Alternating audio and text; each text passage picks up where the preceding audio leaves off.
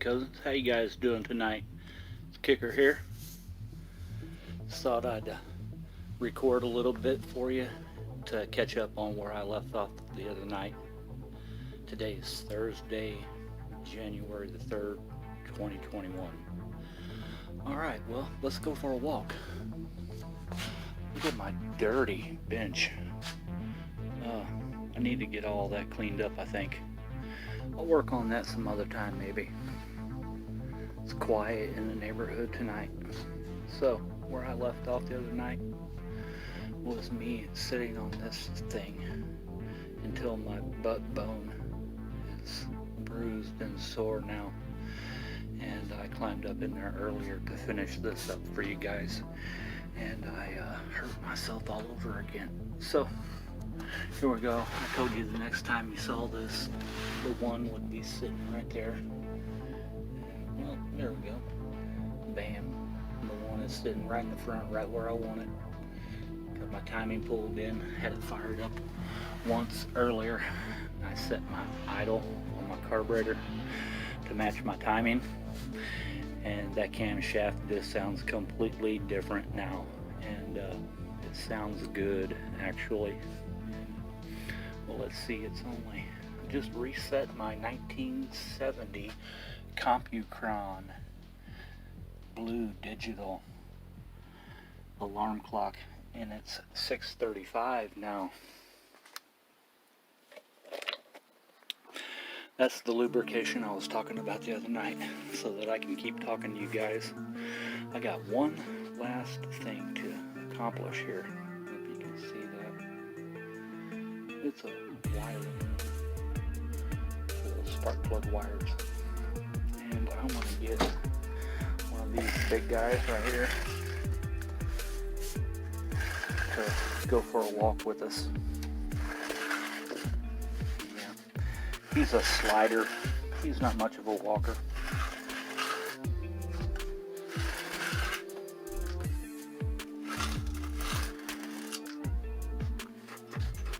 Hear that? That's funny. Alright. Let's climb up in here for a second. I like to keep number 5 and number 7 apart if I can. And right here, at the very back, 5 and 7 are wanting to get together. And I don't care much for that. And when I climb up in here, I put a shadow right on my spotlight. I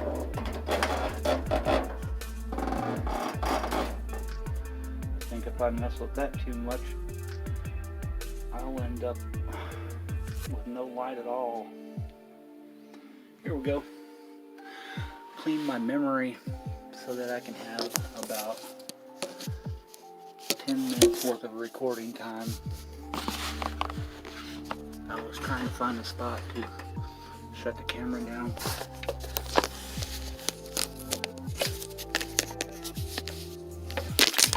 That ain't gonna work. I need both of my hands to do this, so I don't have a perch for you on this side. I have no idea where to set my phone down at that it won't fall over. I guess I'll just have to get creative.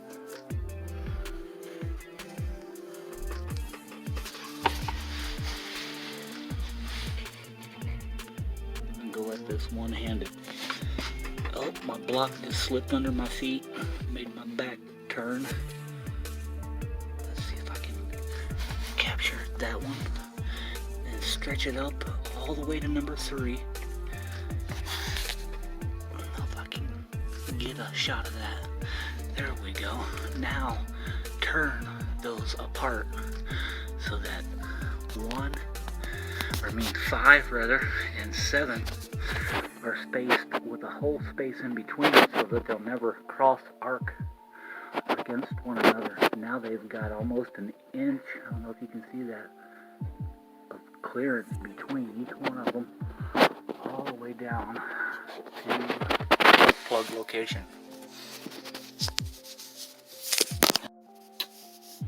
Okay, I guess we're back. Had to start all over.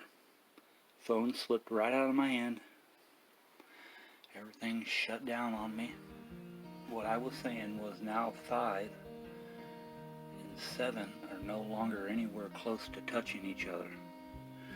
And that's the last little piece of the timing puzzle, is keeping 5 and 7 apart so that they don't ever cross spark, because they fire one right after the other in the firing order: 1, 8, 4, 3, 6, 5, 7, 2.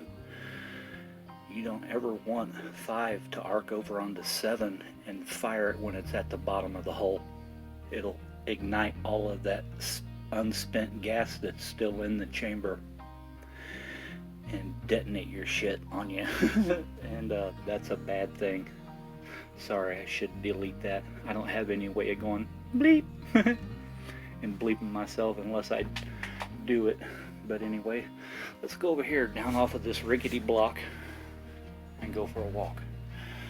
Don't know if you remember how it looked right here the last time I was in here, but I tidied this entire area beside the battery.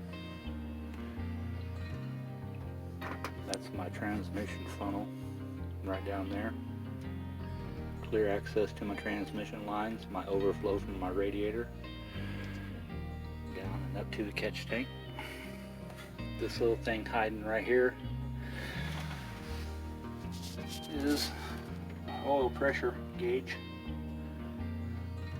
with that little copper service loop in it right there, going back, and everything is still pointed downhill like I was explaining in my other videos, so that this line never loses oil.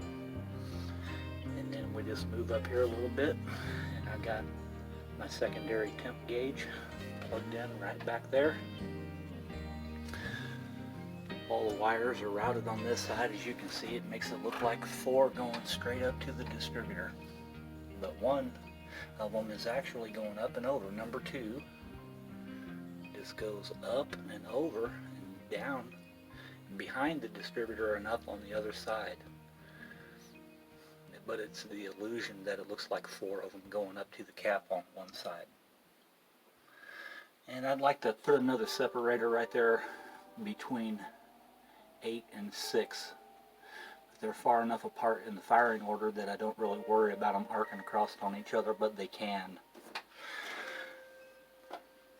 Now, with this thing here, when I'm standing in my favorite spot to stand right here,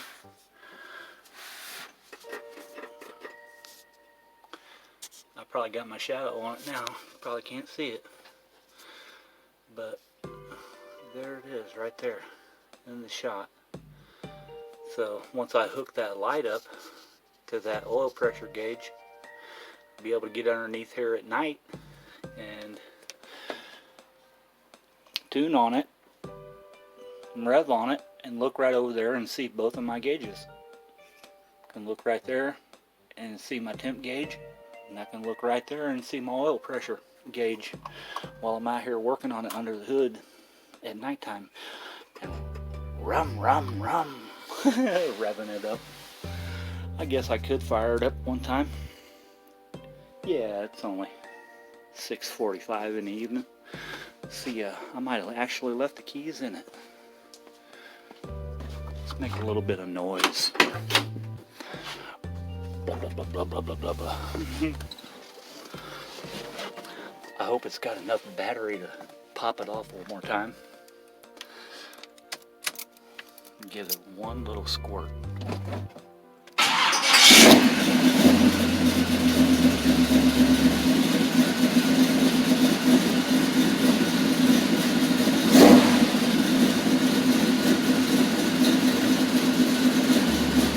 Let's drop it in gear.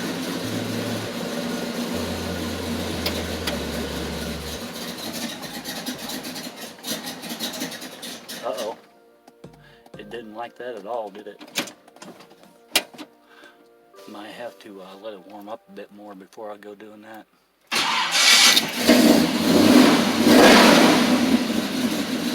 Boys, quick!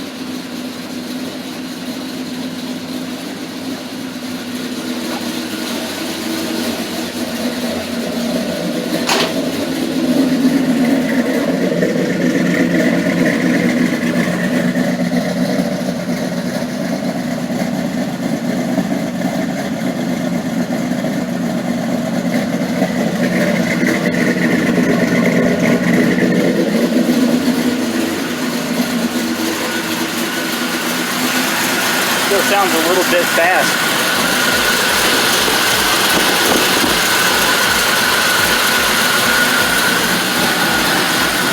It sounded slower earlier.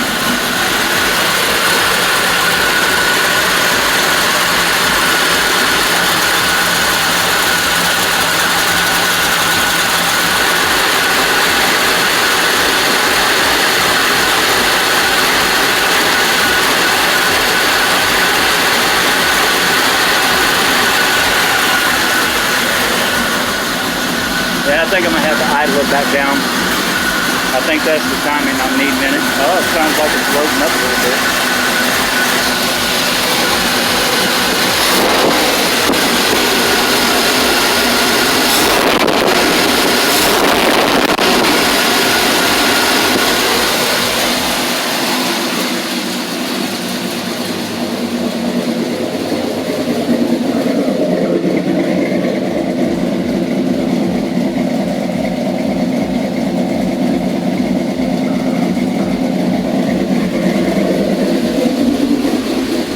I don't know if you can notice that or not, but it takes on a completely different note back there once those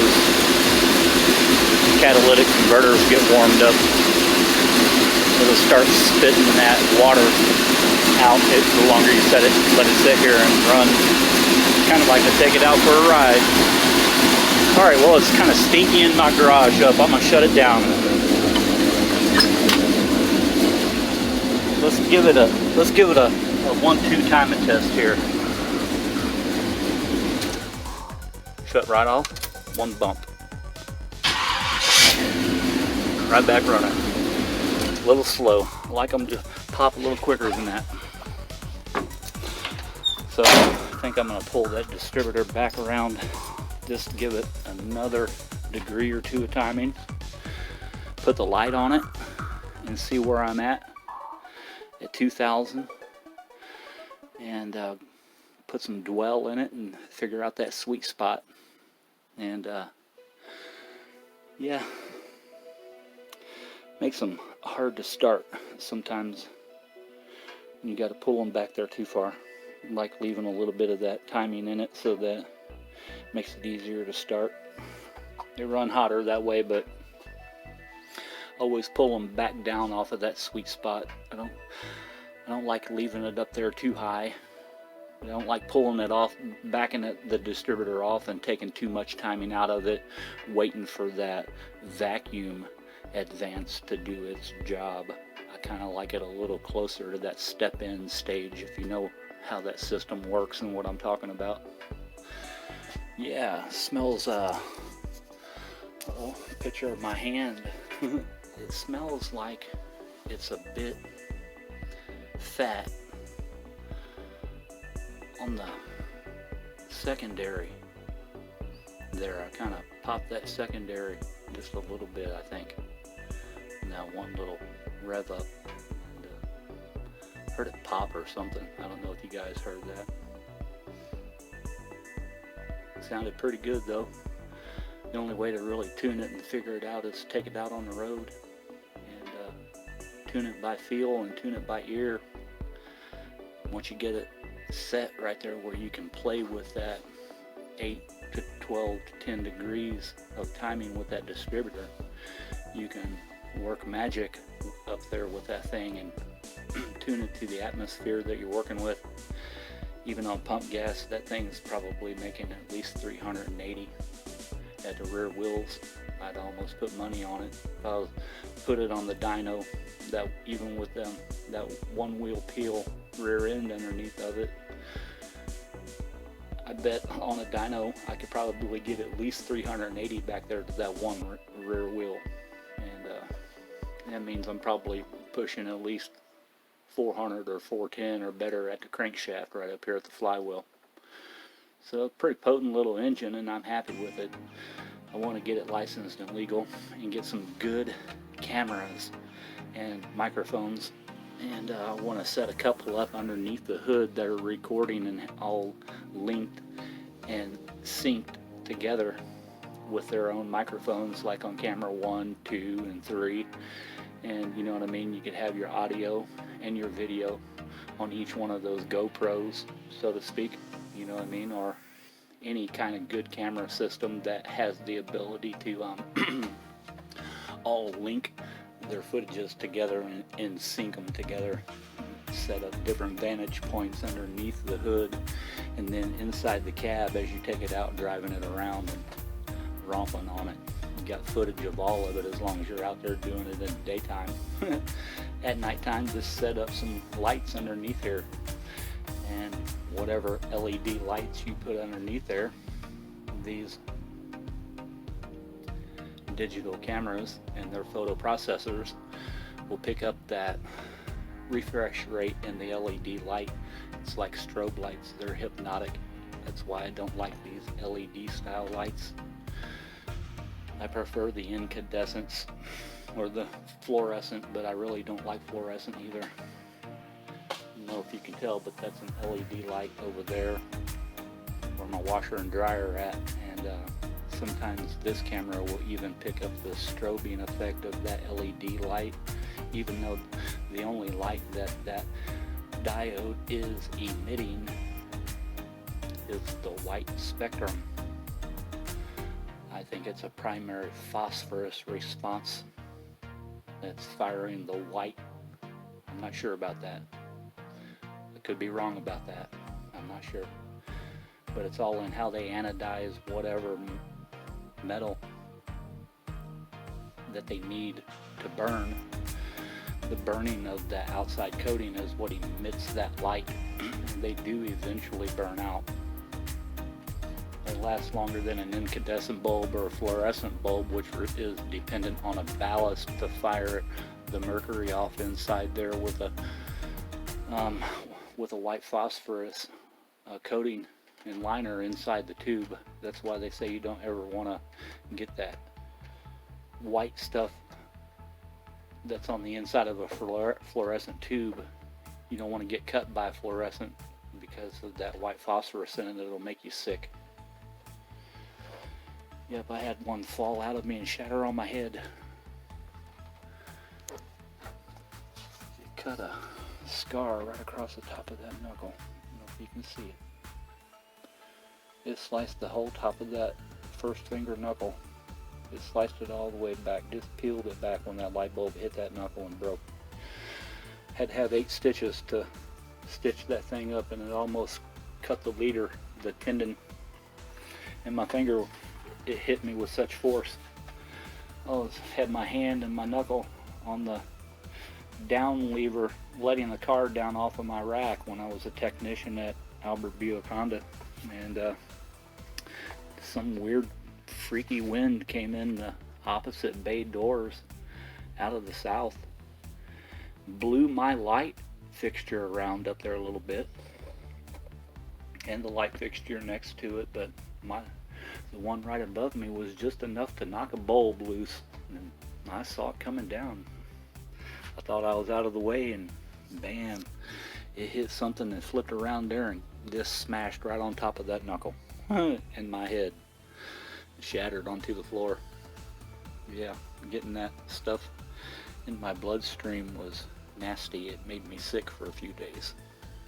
Anyway, yep, haven't had too much energy to get to that guy right there, the X-Wing 1000, but as it gets closer to spring, I'll probably put Noisy Boy back outside because I couldn't afford to get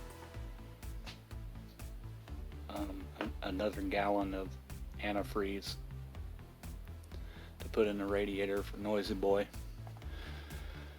And when I did the test on it with my little tester thing that my nephew Joshua gave me, I didn't have any balls floating in that thing at all, so I don't know much about that anymore. But anyway, it wasn't good to park it outside, so I guess he's gonna live in here this winter and hang out and take up all of the space in the shop because hear my neighbors making ruckus and racket, so they probably are making noise now because they heard me fire my truck up. I ought to just fire it up and pull it out and take you guys for a ride is what I ought to do. I don't even know if my headlights and tail lights and all that work. I need to do an inspection on it before I pull it out. Run it down the road the other day, but it was daylight out, so I didn't really need lights on. I didn't think about it. I haven't really run a full diagnostic. I know my high beam indicator on my turn signal switch isn't activating my high beams and that little blue high beam indicator light any longer, and it's like there's something wrong in that